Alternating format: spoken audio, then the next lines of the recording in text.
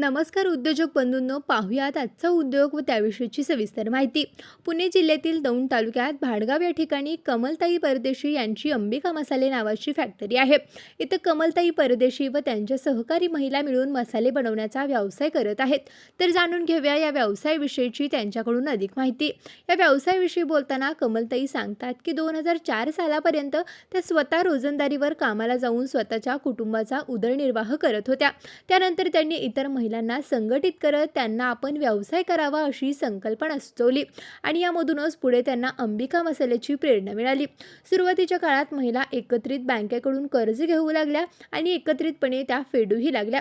उद्योगाच्या सुरुवातीला 12 किलो मिरची पावडर तर 10 किलो हळद यापासून यांनी व्यवसायाची सुरुवात केली आणि चक्क पहिल्याच वर्षी त्यांना 25,000 रुपये नफा झाला।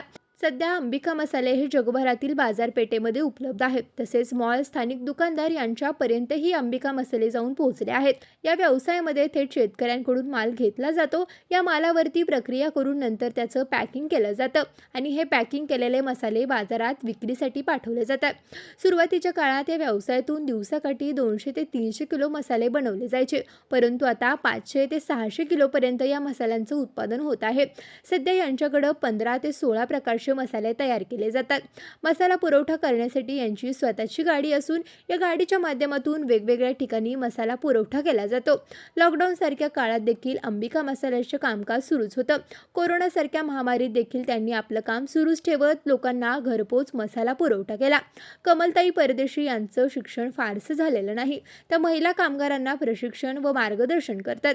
पुस्तकी ज्ञानापेक्षा प्रॅक्टिकल ज्ञान हे महत्त्वाचं असं त्या सांगतात। त्यामुळे युवा पिढीला स्वतःचा व्यवसाय स्वतः उभा करण्याची प्रेरणा त्या देतात।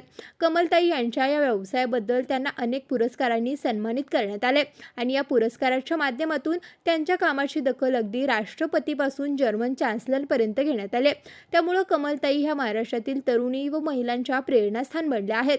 कमलताई यांच्या या व्यवसायामुळे अनेक महिला सशक्त आणि स्वावलंबी झाल्या आहेत। तर उद्योजक बंधूंनो, कमलताईंचा हा प्रवास तुम्हाला कसा वाटला कमेंट करून नक्की सांगा आणि असेच नवनवीन व्हिडिओ पाहण्यासाठी आत्ताच उद्योग मंत्राच्या यूट्यूब चॅनलला सबस्क्राईब करा। त्याचबरोबर आमच्या फेसबुक आणि इंस्टाग्राम पेजलाही फॉलो करा।